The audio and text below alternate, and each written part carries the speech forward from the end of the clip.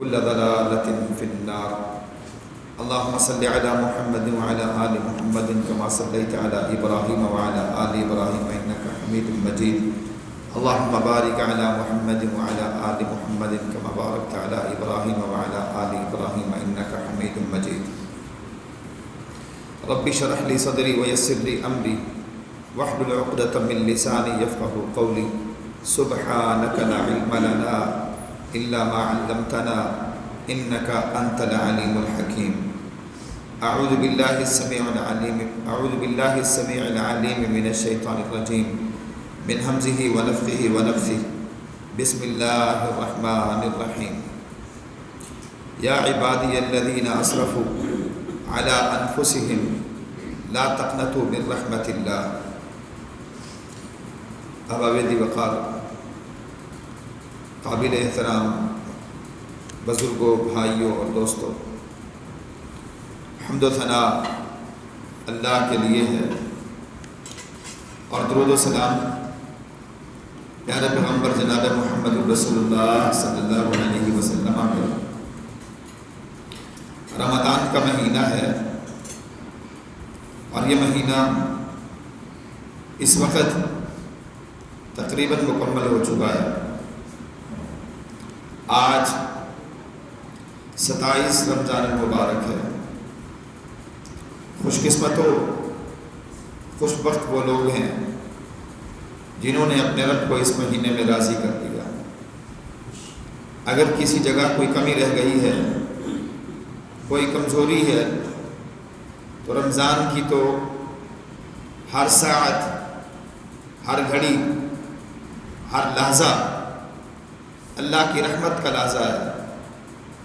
تو یہ چند گھڑیاں جو باقی رہ گئی ہیں، اگر ان گھڑیوں میں بھی انسان اس میں احساس جاگ جائے، احساس پیدا ہو جائے اور انسان یہ سوچ لے کہ اب باقی ان لمحات کو میں نے ضائع نہیں کرنا، تو ایسا انسان بھی کامیاب و کامران لوگوں میں شمار ہو سکتا ہے اور رمضان کے ان خوش بخت لوگوں میں اس کا شمار ہو سکتا ہے جن کے پاس رمضان آتا ہے اور رمضان جب گزر کے ختم ہوتا ہے تو ان کی گردنوں کو اللہ نے جہنم سے آزاد کر دیا ہوتا ہے۔ اللہ کی رحمت بہت وسیع ہے، اللہ کی رحمت تنگ نہیں ہے۔ ایک بدو آدمی نبی صلی اللہ علیہ وسلم کے پاس آیا اور دعا کرنے لگا۔ الفاظ یہ تھے، اللہم ارحمنی و محمدا، اے اللہ تم میرے اوپر رحمت کر اور جناب محمد صلی اللہ علیہ وسلم پر رحمت کر، ولا ترحم معنا احدا، ہمارے ساتھ کسی اور کو اس رحمت میں شریک نہ فرما، میرے اوپر رحمت فرما اور جناب رسول اللہ صلی اللہ علیہ وسلم پر رحمت فرما، ہمارے علاوہ ہمارے ساتھ کسی اور کو شریک نہ کر۔ نبی صلی اللہ علیہ وسلم کے کانوں میں یہ الفاظ پڑتی ہے تو آپ صلی اللہ علیہ وسلم نے فرمایا، لقد حجرت الواسع، تو نے ایک وسیع چیز کو بڑا محدود کر دیا ہے۔ اللہ کی رحمت بہت وسیع ہے اور تم نے اللہ کی اس رحمت کو اتنا محدود کر دیا ہے کہ تو یہ کہتا ہے کہ اللہ صرف اور میرے اوپر اور اللہ کے نبی علیہ السلام پر رحمت فرما، صرف دو پر رحمت کر۔ اللہ کی رحمت اس سے بہت زیادہ وسیع ہے۔ قرآن مجید میں اللہ فرماتے ہیں، وَرَحْمَتِي وسعت کل شیء، زمین کے پیمانے، آسمان کی وسعتیں، پہاڑوں کے طولانی سلسلے، یہ سارے بہت بڑی چیزیں ہیں۔ پہاڑوں کے سلسلے دیکھو، ختم ہونے کا نام نہیں لیتے۔ سمندر کہا جاتا ہے کہ اس کا دوسرا کنارہ کسی نے نہیں دیکھا۔ زمین، اس کی پیمائش کلیوں اور قاعدوں کے ذریعے سے تو ممکن ہے، باقاعدہ آلات کے ذریعے سے شاید کوئی پیمائش کر نہیں سکتا، آسمان اور زمین کا یہ فاصلہ یہ کتنا لمبا ہے، کتنا زیادہ ہے، اس کا کوئی تصور نہیں کر سکتا۔ پہاڑوں کی بلندیاں کوئی سوچ نہیں سکتا، آسمان کی موٹائی کوئی تصور نہیں کر سکتا۔ یہ ساری چیزیں بہت زیادہ ہیں، بڑی وسیع ہے، لیکن اللہ کہتے ہیں ان پہاڑوں کے لمبے سلسلوں سے بھی بڑی، ان پانی کے دریاؤں اور سمندروں سے زیادہ وسیع کائنات میں ایک چیز اور بھی ہے، اور وہ شے کیا ہے؟ میں رحمتی وسعت کل شیء، ایک چیز ایسی ہے ہر چیز کا پیمانہ مقرر کیا جا سکتا ہے، ہر چیز کو ماپا جا سکتا ہے، ہر چیز کی پیمائش کی جا سکتی ہے، ہر چیز کا وزن کیا جا سکتا ہے، لیکن ورحمتی وسعت کل شیء، ایک میری رحمت ہے جس کا کائنات میں کوئی پیمانہ مقرر کیا جا سکتا ہی نہیں ہے، اس کا کوئی پیمانہ نہیں ہے، اس کی کوئی انتہا نہیں ہے۔ ورحمتی وسعت کل شیء، اللہ رب العزت فرماتے قرآن مجید میں وَهُوَ أَرْحَمُ الرَّاحِمِينَ، لوگوں کائنات میں رحم کے مادے اللہ نے بڑی چیزوں میں رکھے ہیں۔ ایک شاگرد، ایک استاد اپنے شاگرد کے لیے رحیم ہوتا ہے، ایک والد اپنے بچے کے لیے رحیم ہوتا ہے، ایک والدہ اپنے بیٹے نومولود کے لیے رحمت کا پیکر ہوتی ہے، لیکن وَهُوَ أَرْحَمُ الرَّاحِمِينَ، تمہیں اس بات کا ادراک نہیں ہے کائنات میں سارے رحمت کرنے والے، ان کی رحمت کی جہاں انتہا ہوتی ہے، کائنات کے سارے مہربان ان کی مہربانیوں جہاں ختم ہوتی ہے، وَهُوَ أَرْحَمُ الرَّاحِمِينَ، آسمان کے رب کی رحمتوں کا سلسلہ وہاں سے شروع ہوتا ہے۔ وَهُوَ أَرْحَمُ الرَّاحِمِينَ، سارے رحمت کرنے والوں سے بڑھ کے رحمت اس اللہ کی رحمت ہے، اور نیکوکاروں کے لیے اس کی رحمت کا پیمانہ کیا ہوگا؟ اللہ کے نیک بندوں کے ساتھ وہ رب کیا معاملہ کرتا ہوگا، اپنے پیاروں کے ساتھ اس کا معاملہ کیا ہوگا؟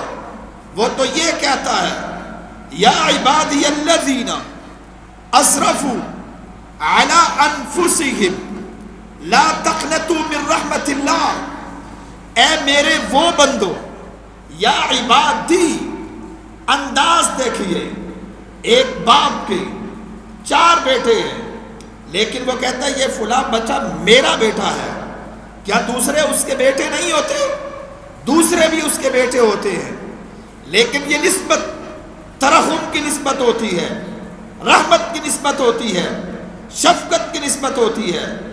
اللہ، ساری مخلوق اللہ کی ہے، لیکن اللہ اپنے گناہگاروں کو یہ کہتے ہیں یا عبادی، اے میرے بندو، یہ نسبت رحمت کی نسبت ہے، شفقت کی نسبت ہے۔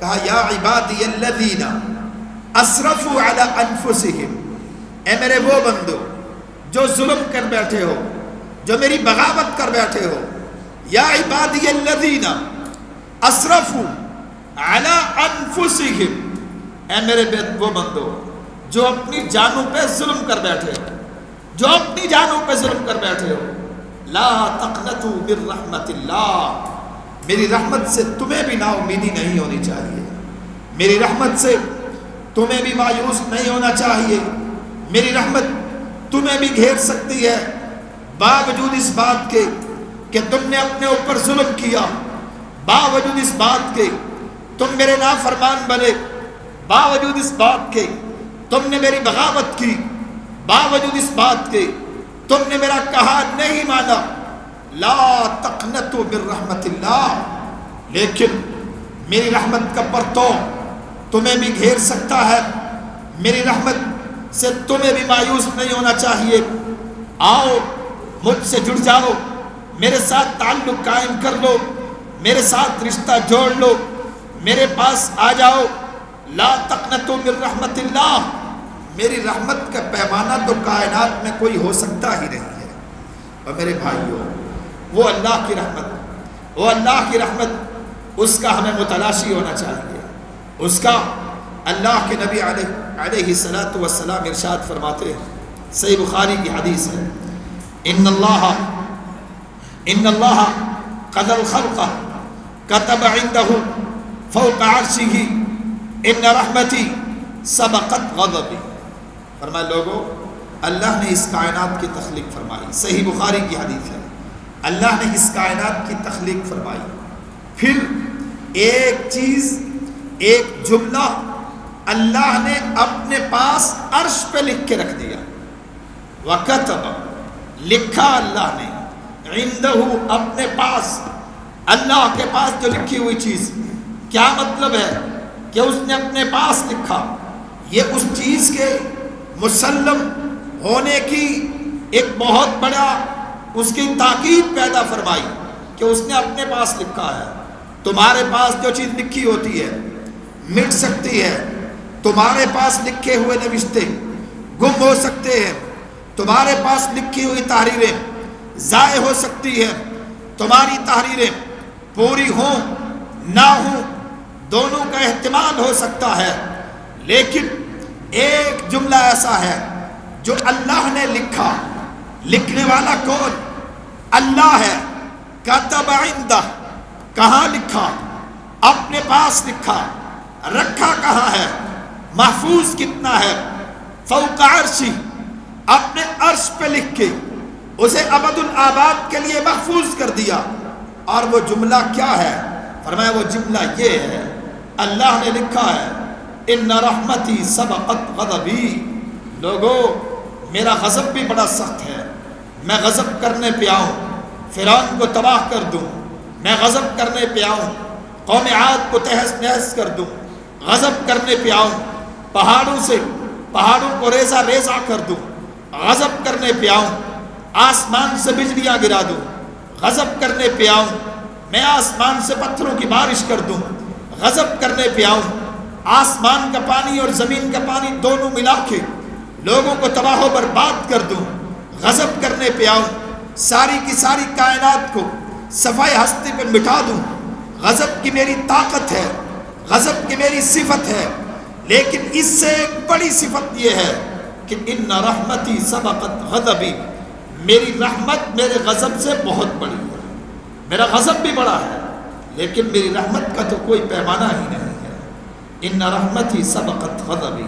لوگوں، یہ جملہ، یہ تحریر، یہ نوشتہ، یہ ڈاکومنٹس اللہ رب العزت نے اپنے پاس لکھ کے عرش پہ محفوظ کر دیا ہے کہ اس کی رحمت کائنات میں اس کا کوئی احاطہ کر سکتا ہی نہیں ہے. اور وہ دن قیامت کا جسے ہم کہتے ہیں، جس کے بارے میں آپ نے علماء سے سنا، وہ ایسا دن ہے، اس دن میں اللہ کو اس جیسا غصہ کبھی آیا ہی نہیں. اس جیسا غصہ اللہ کو کبھی آیا ہی نہیں ہے. اس دن انبیاء اللہ کے سامنے جانے سے کتراتے ہیں. اس دن اولیاء کو اپنی جان کی فکر ہے. وہ دن سب سے زیادہ اللہ کے غصے کا دن، اللہ کا غصہ اپنے جوبن پہ. لیکن اسی دن کے بارے میں اللہ ذکر کرتے ہیں، اسی دن کے بارے میں اللہ رب العزت ذکر کرتے ہیں. اس دن جب اللہ کا غصہ ہوگا، اس غصے کے دن کے بارے میں جب ذکر کیا، وَخَشِعَتِ الْأَصْوَاتُ لِلرَّحْمَنِ يَوْمَئِذٍ، وَخَشِعَتِ الْأَصْوَاتُ لِلرَّحْمَنِ. وہاں بھی صفت کا ہار کی استعمال نہیں کی، وہاں بھی صفت اللہ نے عزیز الانتقام کی استعمال نہیں کی. فرمایا قیامت کے دن آوازیں رحمان رب کے سامنے پست پڑ جائیں گی. وہ جو رب قیامت کے دن جب اس کا غصہ اپنے جوبن پہ ہوگا، اس دن بھی اس کی صفت رحمان ماندنی پڑ جائے گی. رحمت اس کی اس دن بھی نہیں ہوگی، اس دن بھی اس کی رحمت ہوگی. کہ فرمایا وَخَشِعَتِ الْأَصْوَاتُ لِلرَّحْمَنِ. ایک بدو کے بارے میں آتا ہے، ایک مرتبہ غالباً حضرت عبداللہ ابن عمر سے اس نے پوچھا کہ آپ مجھے یہ بتائیں کہ ہم جب مر جائیں گے، جب اللہ کے پاس چلے جائیں گے، تو یہ تو بتلائیے ہم جب مر جائیں گے تو کس کے پاس جائیں گے؟ مرنے کے بعد کیا ہوگا؟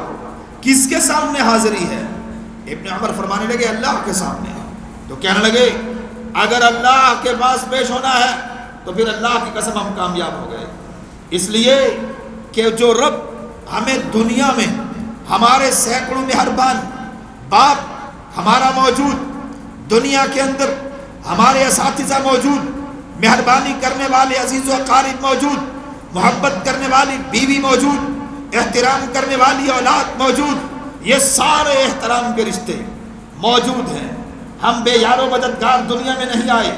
ہم سے محبت کرنے والے ہمارے جماعتی بھی موجود، ہم سے محبت کرنے والے ہمارے امام بھی موجود، ہم سے محبت کرنے والے ہمارے والدین بھی موجود، محبت کرنے والے ہمارے اولاد بھی موجود. لیکن پھر بھی وہ رب نہیں چھوڑتا. اتنے سہارے ہمیں موجود ہیں، وہ رب پھر بھی ہمیں نہیں چھوڑتا. اس دن یوم یفر المرء من اخیہ وامہ وابیہ وصاحبتہ وبنیہ لکل امرئ یومئذ شأن یغنیہ. جب باپ ساتھ چھوڑ جائے گا، جب بیوی ساتھ چھوڑ جائے گی، جب اولاد ساتھ چھوڑ جائے گی، عزیز و اقارب ساتھ نہ دیں گے، کہنے لگا اس دن بتاؤ پھر رب ہمیں کیسے چھوڑ دے گا؟ جب ہمارے پاس اتنے تعلقات موجود، وہ رب ہمیں نہیں چھوڑتا، اس دن وہ رب ہمیں کیسے چھوڑے گا؟ ان رحمتی سبقت علی غضب. لوگو میری رحمت بہت وسیع ہے. رحمت اللہ کے نبی علیہ السلام نے ارشاد فرمایا، صحیح مسلم کی حدیث ہے، میں یوم قیامت کی بات کر رہا ہوں، صحیح مسلم کی حدیث ہے. اللہ کے نبی علیہ السلام فرماتے ہیں ان للہ مئۃ رحمہ انزل منها رحمة واحدة بین الجن والانس والبہائم والحوام فبها يتعاطفون وبها يتراحمون وبها تعطف الوحش على ولدها. فرمایا اللہ کے نبی علیہ السلام فرماتے ہیں لوگوں، اللہ کے ریکارڈ میں، اس کے رجسٹر میں، اس کے میزان میں رحمت کے بڑے، اللہ کے ہاں رحمت الہی کے بڑے درجے ہیں. 100 درجے فرمایا. رحمت کے اللہ کے ہاں 100 درجے ہیں. اور 100 درجوں میں سے ایک درجہ انزل منہا رحمت واحدہ، ایک درجے کو اللہ نے زمین پہ بھیجا، اور پھر ایک درجہ رحمت کا ایک درجہ پھر اسے تقسیم کیا. کس میں؟ بین الجن والانس. اس ایک درجے کا پھر کچھ حصہ، اس ایک درجے کا بھی کچھ حصہ جنوں کو دیا، کچھ حصہ انسانوں کو دیا. والبہائم، کچھ حصہ جانوروں کو دیا، کچھ حصہ حشرات الارض کو دیا. وَبِهَا يَتَعَاطَفُونَ، باپ بیٹے سے پیار کرتا ہے، رحمت کے اسی ایک حصے کے کچھ حصے کی وجہ سے. ماں کی محبت اسی ایک حصے کے کچھ حصے کی وجہ سے. فرمایا اللہ کے نبی علیہ السلام نے وَبِهَا يَتَعَاطَفُونَ وَبِهَا يَتَرَاحَمُونَ وَبِهَا تَعْطِفُ الْوَحْشِ. کبھی دیکھے ہیں درندے جن کے اوپر جنہیں کسی کے اوپر ترس نہیں آتا، جو چیز، جو جانور، جو بھی شے ان کے سامنے آئے وہ چیر پھاڑ کر کے رکھ دیتے ہیں. شیر کو دیکھو، چیتے کو دیکھو، وحشی جانوروں کو دیکھو، درندوں کو دیکھو، کسی کے اوپر درندوں کو ترس نہیں آتا. رحمت کا کچھ ایک حصہ اللہ نے اس ایک حصے کا بھی کچھ جز پھر ان درندوں کے دلوں میں ڈالا. وہ درندے ہیں، اس کے باوجود وہ اپنی اولاد پر رحمت کرتے ہیں. فرمایا وہ رب اللہ آسمانوں کا رب، اس نے ایک حصہ اپنی ساری مخلوق میں تقسیم کیا ہے. وَأَخَّرَ اللَّهُ 99 رحمتاً، اللہ نے 99 رحمت کے حصے ان کو مؤخر کیا، انہیں محفوظ رکھا. کس لیے؟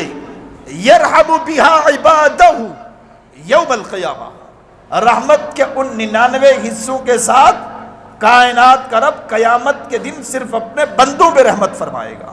رحمت کے وہ 99 حصے جو محفوظ ہیں، ان کے ساتھ آسمانوں کا رب کس پہ رحمت کرے گا؟ کب کرے گا؟ اپنے بندوں پر. کب؟ یوم قیامت کو. نبی رحمت صلی اللہ علیہ وسلم ایک مرتبہ دیکھا، صحابہ کہتے ہیں کچھ قیدی آئے، ان قیدیوں میں سے ایک خاتون، ایک خاتون صحابہ کرام نے دیکھا کہ یہ خاتون یہ مارے پھر رہی ہے، کبھی ادھر دوڑتی ہے کبھی ادھر دوڑتی ہے، یہ خاتون بھاگ کے اپنا بچہ تلاش کر رہی ہے۔ صحابہ کرام کہتے ہیں اچانک اسے قیدیوں میں اس کا بچہ مل گیا، یہ جھپٹی اس بچے پر، اسے اپنی جان کی فکر نہیں کہ میں قیدی ہو چکی ہوں، نہ معلوم میرے بارے میں کیا فیصلہ کیا جائے گا۔ ان ساری چیزوں سے یہ بے نیاز ہو کے، ان ساری چیزوں سے لاپرواہ ہو کے یہ مارے دیوانہ وار اپنے بچے کو تلاش کر رہی ہے۔ دیکھا قیدیوں میں، بچے پہ نظر پڑی، جھپٹی بچے پر، اسے اٹھایا، اسے سینے سے لگایا، اسے دودھ پلانے لگی۔ منظر صحابہ بھی دیکھ رہے، کائنات کے تاجدار جناب رسول اللہ بھی دیکھ رہے۔ سوال فرمایا میرے صحابہ، کیا تم سمجھتے ہو کہ یہ عورت اپنے اس نومولود بچے کو اپنے ہاتھوں کے ساتھ آگ کے سپرد کر دے، آگ میں ڈال دے؟ کیا تم سمجھتے ہو یہ عورت اتنا جگر رکھتی ہے؟ یہ عورت ایسا کر پائے گی؟ یہ عورت ایسا کر سکتی ہے؟ لا یا رسول اللہ، اے اللہ کے نبی نہیں، ممکن نہیں ہے۔ اللہ کے نبی علیہ السلام فرماتے ہیں اگر یہ ممکن نہیں ہے تو پھر سمجھو، پھر سوچو کہ آسمانوں کا رب تم سے اس عورت کی جتنا اپنے بچے سے محبت ہے، آسمانوں کا رب تم سے اس سے بھی زیادہ پیار اور محبت کرتا ہے۔ اس کی رحمت جتنا اس بچے کے اوپر اس والدہ مہربان ہے، جتنا وہ تمہارا رب اس سے بھی بہت زیادہ مہربان ہے۔ نبی علیہ السلام کی حدیث ہے صحیح مسلم میں، غور کیجئے گا، ذرا توجہ کیجئے گا۔ فرمایا لو یعلم المؤمن ما عند اللہ من العقوبۃ ما طمع بجنته احد ولو يعلم الكافر ما عند اللہ من الرحمۃ ما قنط من جنته احد۔ اللہ اکبر۔ فرمایا اگر مومن کو پتہ چل جائے، مومن کو یہ پتہ چل جائے کیا کہ اللہ کا غصہ کتنا ہے، اگر اللہ کے غصے کا مومن کو پتہ چل جائے، جو سزائیں اللہ نے یوم آخرت کو تیار کر رکھی ہیں مومنوں کو پتہ چل جائے، اگر مومنوں کو اللہ نے جیسا حساب لینا ہے اس کا پتہ چل جائے، ما طمع بجنته احد، تو کوئی مومن بھی جنت کی امید نہیں رکھے گا۔ سارے یہ کہیں گے اتنا سخت حساب ہوگا، کون کامیاب ہوگا؟ کوئی بھی جنت کی امید نہیں رکھے گا۔ لیکن اس کے مقابل میں اللہ کے فرمایا نبی علیہ السلام نے وَلَوْ يَعْلَمُ الْكَافِرُ مَا عِنْدَ اللَّهِ مِنَ الرَّحْمَةِ مَا قَنَتَ مِنْ جَنَّتِهِ أَحَدٌ، اللہ کی بغاوت کرنے والے کفار اگر انہیں پتہ چل جائے اللہ کی رحمت کتنی ہے، اگر اللہ کی رحمت کے بارے میں کافروں کو پتہ چل جائے کہ اس کا کوئی حد و حساب نہیں، کافروں کو اس کی رحمت کا پتہ چل جائے، ما قنط من جنته احد، تو یہ کفار بھی اللہ سے جنت کی امید لگا لیں گے کہ اس کی رحمت اتنا وسیع ہے۔ یہ ایک الگ بات ہے کہ وہ اپنے قانون نہیں تبدیل کرتا۔ میں اس کی مثال یوں دیا کرتا ہوں کہ ایک بہت بڑا رحم دل بادشاہ آ جائے، اب بادشاہ مہربان ہو، رحم دل ہو، یہ مہربانی، یہ رحم دلی بڑی اچھی چیز ہے، صفت ممدوح ہے، حمیدہ صفت ہے، خوب صفت ہے، لیکن یہی بادشاہ رحمت کا پیکر بادشاہ، مہربان بادشاہ، بات نہیں کریں جمعہ میں ثواب ضائع ہو جاتا ہے، یہ رحمت کا بادشاہ اگر اپنے رحمت کی وجہ سے، اپنے نرم دلی کی وجہ سے آئے اور اعلان کر دے جیل میں قاتل ہیں ان کو رہا کر دیا جائے، جیل میں ڈاکو ہیں ان کو چھوڑ دیا جائے، چور ہیں ان کو چھوڑ دیا جائے، بتائیے دنیا کا نظام درست چل سکے گا؟ نہیں چل سکے گا۔ اس کی رحمت اپنی جگہ، لیکن اس بادشاہ کو اپنے قوانین پہ عمل کرنا ہوگا، ریاست کے تقاضوں کو پورا کرنا ہوگا، تبھی ایک نظام چل سکتا ہے۔ فرمایا رحمت اللہ کی اتنی ہے کہ اگر کافروں کو بھی اس رحمت کا اندازہ ہو جائے تو کافر بھی اللہ سے امید جنت رکھنے لگ جائیں گے۔ لیکن یہ ایک الگ بات ہے کہ وہ اللہ اپنے نظام کو تبدیل نہیں فرماتا۔ نبی رحمت صلی اللہ علیہ وسلم کی حدیث ہے، جامع الترمذی میں، بات کافروں کی آئی تو وہ حدیث ذہن میں آئی۔ جامع الترمذی میں حدیث ہے، حضرت جناب رسول اللہ صلی اللہ علیہ وسلم نے فرمایا، امام البانی رحمہ اللہ نے اس حدیث کو صحیح قرار دیا ہے۔ امام البانی نے اس حدیث کو صحیح کہا۔ حدیث کیا ہے؟ نبی صلی اللہ علیہ وسلم فرماتے ہیں، ان جبریل یتس فی فرعون خشیت ان یقول لا الہ الا اللہ فیرحمہ اللہ۔ فرمایا جب فرعون غرق ہو رہا تھا، اللہ کا باغی فرعون موسیٰ علیہ السلام پہ ظلم و ستم کے پہاڑ ڈھانے والا، بنی اسرائیل پہ ظلم و ستم کے پہاڑ ڈھانے والا، اللہ کا اپنے آپ کو مقابل سمجھنے والا، کیا جب وہ فرعون غرق ہو رہا تھا، حدیث میں آتا ہے جبریل فرعون کے منہ میں مٹی ڈال رہا تھا، خشیت ان یقول لا الہ الا اللہ، اس لیے کہ کہیں ایسا نہ ہو کہ این اللہ کے اس عذاب کو دیکھ کر فرعون لا الہ الا اللہ پڑھ لے اور یہ لا الہ الا اللہ پڑھے اور آسمانوں کے رب کو اس کے اوپر رحم آ جائے۔ آسمانوں کا رب جبریل یہ سمجھتے ہیں کہ آسمانوں کا رب کو شاید فرعون پہ رحم آ جائے۔ اور میرے بھائی ہم تو مسلمان ہیں، ہم اللہ کی طرف ایک مرتبہ رجوع تو کریں، ایک مرتبہ اللہ کے پاس آئیں تو صحیح، ایک مرتبہ اللہ کی طرف انابت تو اختیار کریں، اس کے سامنے جھک تو جائیں، اس کے سامنے جبین و نیاز جھکا تو دیں، اس کے سامنے آ کے گڑ گڑائیں تو صحیح۔ اور پھر یہ تو عمومی حالات کی رحمت ہے، پھر رمضان کے مہینے میں اس کی رحمت جب جوبن پہ ہے کہ فتحت ابواب الرحمہ، بالخصوص رحمت کے دروازے کھول دیے گئے ہیں، پیکج ہے رحمت ہی رحمت، رحمت ہی رحمت، جنت کے دروازے کھلے، جہنم کے دروازے بند۔ اب ان دنوں کو بھی اگر ہم نے مس کر دیا، ان دنوں میں بھی میں نے آپ سے گفتگو کے آغاز میں کہا بڑے تھوڑے دن باقی رہے ہیں، اب شیطان یہ بات ڈالنے لگ گیا ہوگا دماغ میں، اب تو رمضان گزر گیا، اب 2-3 دن میں کیا ہوگا، اب تو رمضان کے بعد دیکھی جائے گی۔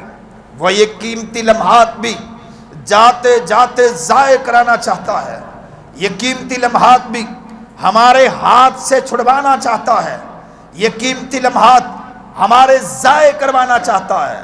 ہوشیار باش، ہوشیار، خبردار ہو جائیے، اللہ اگر راضی ہونے پہ آئے، وہ ایک جملے پہ راضی ہو جائے، وہ راضی ہونے پہ آئے، ایک کام پہ راضی ہو جائے، وہ راضی ہونے پہ آئے، ایک آنسو کی یہ قدر کرے کہ زندگی کے سارے گناہوں کو معاف کر دے۔ وہ رحمت والا رب تو اتنا رحمت والا ہے، اس کی رحمت کے کیا پیمانے ہو سکتے ہیں۔ مسلم اللہ کے نبی علیہ السلام کی حدیث ہے، امام البانی رحمہ اللہ نے سلسلۃ الصحیحہ میں ذکر کیا، فرمایا ان صاحب الشمال لیرفع القلم 6 ساعات عن العبد المسیء عن العبد المخطئ او المسیء فإن ندم واستغفر اللہ منها القاها وإلا كتب واحدة۔ حدیث میں ہے اللہ کے نبی علیہ السلام فرماتے ہیں ایک بندہ گناہ کرتا ہے، یہ صاحب الشمال جو ہمارے بائیں کندھے پہ بیٹھا ہوا ہے، یہ بائیں کندھے پہ بیٹھا ہوا فرشتہ یہ اس گناہ کو لکھنا لگتا ہے، آسمانوں کا رب اسے روک دیتا ہے، اے میرے فرشتے میرے بندے کا گناہ نہ لکھ۔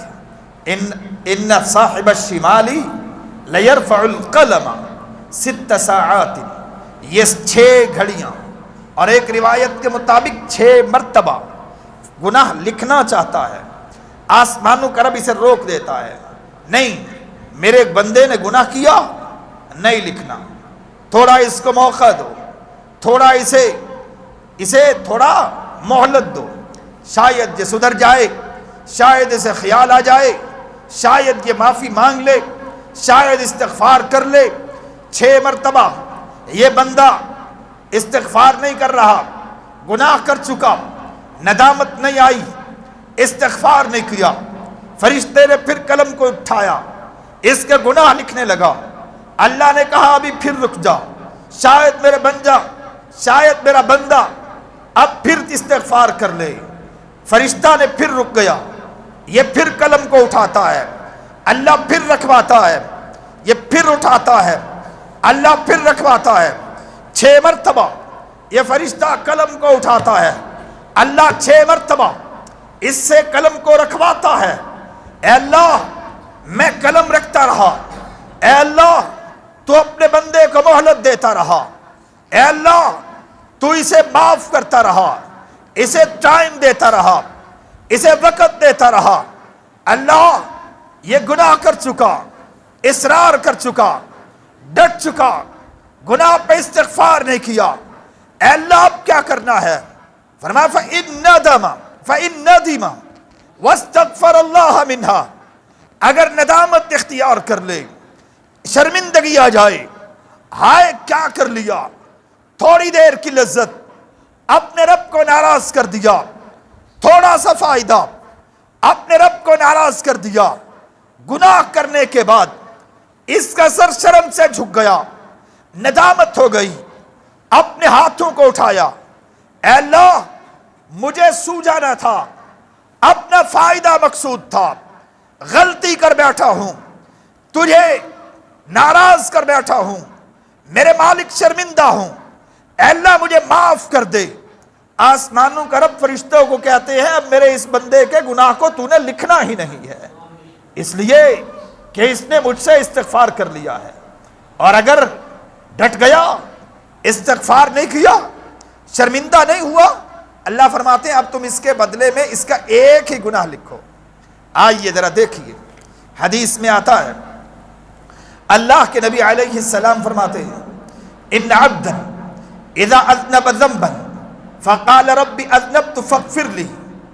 اللہ انداز دیکھیے ذرا، اللہ کی قسم انداز دیکھیے، بندہ گناہ کرتا ہے، گناہ کر چکا، غلطی کر چکا، اب یہ کہتا ہے رب انی اذنبت، اللہ تجھے ناراض کر بیٹھا ہوں، میرے مالک تجھے ناراض کر بیٹھا ہوں، میرے خالق غلطی ہو گئی ہے، اللہ تو مجھے معاف کر دے، رب انی اذنبت۔ میرے بھائی بات نہیں کریں، آپ بات کریں گے یا میں بات کروں گا؟ کیسی بات کر رہے ہیں؟ جمعہ میں ثواب ضائع ہو جاتا ہے۔ بسم اللہ الرحمن الرحیم، حدیث میں آتا ہے اللہ کے نبی علیہ السلام نے ارشاد فرمایا، بندہ کیا کہتا ہے؟ اے اللہ گناہ کر بیٹھتا ہوں۔ اب آگے اللہ کا جواب سنیے، کتنا رحمت بھرے الفاظ، کتنا انداز رحمت کا۔ اللہ کیا فرماتے ہیں؟ اللہ فرماتے ہیں عالم عبدی، عالم عبدی، اچھا میرے بندے تجھے پتا چل گیا ہے ان لہو ربن، ان لہو ربن، کہ تیرے اوپر کوئی مہربان بھی ہے، یغفر الذنب، وہ تیرے گناہوں کو معاف بھی کر سکتا ہے، وَيَأْخُذُ بِهِ، چاہے تو اس گناہ کی وجہ سے پکڑ بھی سکتا ہے۔ تو نے میری پکڑ کے خوف سے، میری رحمت کی امید سے میرے دروازے پہ جھک گیا ہے، تو اے میرے بندے ڈر گیا ہے تو مجھ سے۔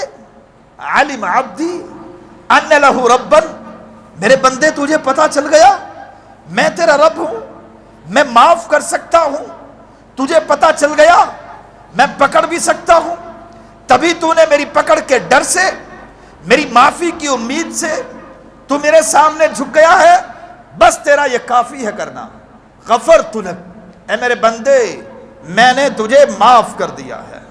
حضرات میں گزارش یہ کرنا چاہتا ہوں، میری ان تمام معروضات کا مقصد یہ ہے کہ وہ اللہ کی رحمت ان دنوں اپنے جوبن پہ ہے، خدا را آئیے اللہ کی رحمت اپنے جوبن پہ ہے، اس اللہ کو راضی کر لیجئے، اور اگر وہ راضی ہو گیا اگر اس رب کو ہم نے منا لیا پھر ہمارے لیے دنیا میں بھی خیر ہے اور آخرت میں بھی ہمارے لیے بھلائی ہی بھلائی ہے۔ عید انشاءاللہ العزیز ہمارے اب سروں پر پہنچ چکی ہے۔ اس حوالے سے ایک مسئلہ یہ ذہن میں رکھیے کہ فطرانہ، اس کے بارے میں ذہن نشین رکھیے کہ فطرانہ بہت پہلے ادا کرنا ثابت نہیں ہے۔ 1 یا 2 دن پہلے صحابہ کرام کی عادت تھی 1 یا 2 دن پہلے فطرانہ ادا کیا کرتے تھے۔ سب سے بہتر بات یہ ہے کہ صدقۃ الفطر اناج کی صورت میں یا اشیاء خوردنی کی صورت میں دیا جائے۔ پیسے دینا حدیث سے ثابت نہیں ہے۔ پیسے صحابہ کرام نہیں دیتے تھے، صحابہ کرام غلہ اور اناج دیتے تھے۔ اللہ کے نبی بھی کا طریقہ بھی یہی تھا، السنت ہی افضل، سنت کے مطابق عمل کرنا سب سے بہتر ہوتا ہے۔ ہاں البتہ ہم اس کو ناجائز نہیں کہتے، صدقۃ الفطر کو پیسوں کی صورت میں ادا کرنا ناجائز نہیں ہے۔ صدقۃ الفطر کیونکہ ہمارے ہاں زیادہ غلہ اور یہ گندم یہ رائج ہے، آج کے ہمارے حساب سے تقریباً 2400 روپے من یا اس سے کچھ کم و بیش اس کا ریٹ ہے، اس حساب سے تقریباً 140 یا 137 روپے اس کا ریٹ بنتا ہے۔ تو جو محتاط اندازہ ہے وہ 150 روپے کا علماء کرام نے لگایا ہے۔ تو 150 روپے کم از کم صدقۃ الفطر گھر کے ہر فرد کی طرف سے ادا کیا جائے، اور یہ اتنا عظیم عبادت ہے، یہ اسے علماء نے واجب کہا ہے۔ اگر کوئی بندہ خود مستحق زکوٰۃ ہے، زکوٰۃ کا مستحق ہے، اس پر بھی واجب ہے کہ وہ بھی صدقۃ الفطر ادا کرے، چاہے اسے اور لوگ دیں اور جو اسے ملے تو وہ اپنی طرف سے آگے صدقۃ الفطر ادا کر دے۔ صدقۃ الفطر ادا کرنا باہر کیف واجب ہے، اس کا ترک یہ گناہ ہے۔ صدقۃ الفطر لازمی ادا کیجیے، اور جس طرح میں نے آپ کو بتایا 1 یا 2 دن پہلے ادا کیجیے۔ اگر آپ بیت المال میں جمع کرانا چاہیں تو بھائی عبد الرحمن انہیں آپ اعتکاف میں ہی ہیں ماشاءاللہ، یہیں آپ انہیں صدقۃ الفطر اپنی طرف سے ادا کر سکتے ہیں۔ گھر کے ہر ہاں میں بات یہ کر رہا تھا کہ صدقۃ الفطر اتنا حساس معاملہ ہے کہ بعض علماء نے تو یہ بھی لکھا ہے کہ اگر کسی خاتون کو 4 مہینے سے زیادہ کا حمل ہے تو اس حمل کا بھی صدقۃ الفطر ادا کرے۔ بار کہ اب یہ باقاعدہ کو مفتبہ قول نہیں ہے، صرف مسئلے کی حساسیت بتلانا مقصود ہے، ورنہ جتنے نفوس دنیا میں موجود ہیں، بیٹے بچے جتنے بھی ہیں، ان سب کی طرف سے صدقۃ الفطر ادا کیجیے۔ زکوٰۃ آپ کو میں کئی پچھلا جمعہ تو پورا اسی موضوع پر تھا، زکوٰۃ آپ بیت المال میں جمع کرائیں، اللہ آپ کے لوگ جزائے خیر عطا فرمائے۔ البتہ بتا کے دیں کہ یہ زکوٰۃ کے پیسے ہیں، عبد الرحمن بھائی کو جمع کرائیں، انشاءاللہ آپ کی زکوٰۃ کوشش ہوگی کہ صحیح مصارف کے اوپر خرچ ہو سکے۔ اللہ ہمارا حامی و ناصر ہو۔ اقول قولی ھذا استغفر اللہ لی ولکم ولسائر المسلمین۔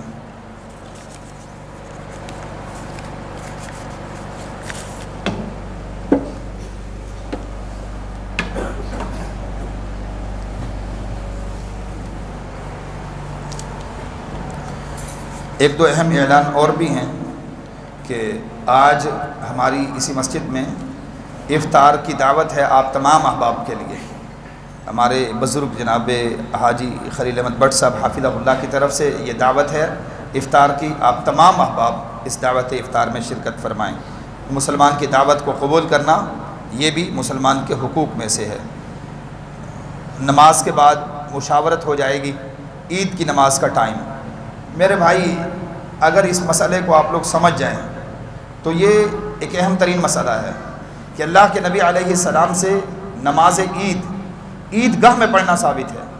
مسجدوں میں اللہ کے نبی علیہ السلام نے عید کی نماز نہیں پڑھی نبی، اور بالخصوص اگر کسی جگہ پر مجبوری ہے، عید گاہ نہیں ہے، تو ایسی جگہ پر تو مسجد میں پڑھنا ہم اس کو مجبوری سمجھتے ہیں، بصورت دیگر ہم اسے ناجائز نہیں کہہ سکتے، لیکن سنت پر عمل کرنا سب سے بہترین ہوتا ہے۔ جی بندے رہ جاتے ہیں، فلاں بندے وہاں پر غیر مسلک کے لوگ بھی آ جاتے ہیں، یہ ہو ہم نے بندوں کے رہ جانے کا ٹھیکہ تھوڑی لیا ہے۔ ہمارے اوپر لازم یہ ہے کہ ہم سنت کے اوپر عمل کریں، اور سنت عید گاہ میں عید پڑھنا ہے۔ مسجد میں اللہ کے نبی علیہ السلام نے کبھی عید نہیں پڑھی۔ اب ہم دیکھتے ہیں کہ تقریباً ہر جگہ پر عید کی نماز ہوتی ہے، ہر مسجد میں عید کی نماز لوگ کرا دیتے ہیں، تو یہ سنت کے خلاف عمل ہے، اس کے اوپر کوشش کرنی چاہیے ہم سب